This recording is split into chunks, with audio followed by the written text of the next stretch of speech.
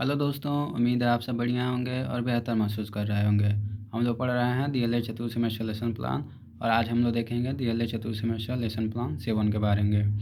तो सबसे पहले ऊपर पाठ योजना संख्या लिख लेंगे और जो भी आपका पाठ योजना संख्या होगा उसके बाद नीचे कॉलम बना लेंगे जिसमें दिनांक, कक्षा, विषय, कालांश और अवधि लिख लेंगे। उसके बाद प्रकरण लिखेंगे।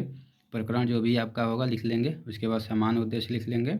समान उद्देश्य में मैंने जो लिखा है वह भी आप लिख सकते हैं। समान उद्देश्य लिखने के बाद आप विशिष्ट उद्देश्य लिखेंगे। विशिष्ट उद्देश्य में पहला ज्ञानात्मक उद्देश्य है, दूसरा बोधात्मक उद्देश्य है, तीसरा प्रयोगात्मक उद्देश्य है और चौथा कौशलात्मक उद्देश्य है।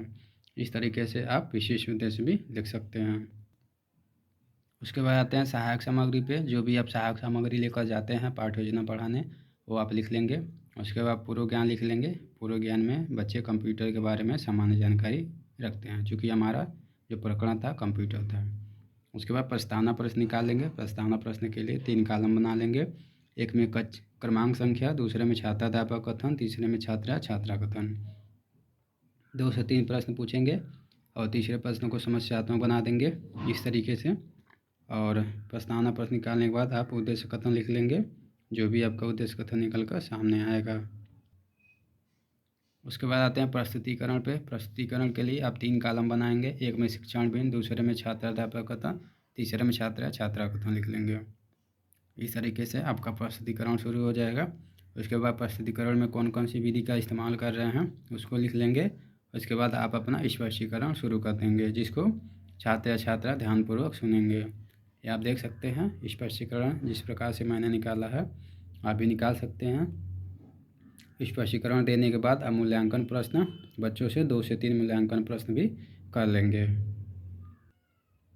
उसके बाद आप सैंपल कार्य शुरू करेंगे। सैंपल कार्य के लिए आप सैंपल चार्ट चिपका लेंगे और सिल्वर कलर के पेन से लिख लेंगे जैसा कि मैंने लिखा हुआ है। इस तरीके से आप भी सैंपल कार्य अपना कर सकते हैं।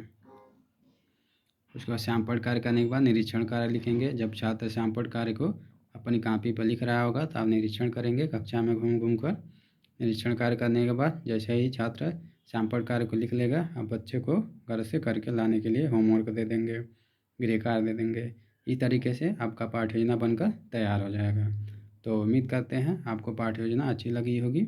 अच्छी लगी होगी तो आप अपने दोस्तों तक भी शेयर कर देंगे ताकि वे भी पाठ्य योजना को अच्छे से बना सकें। धन्यवाद।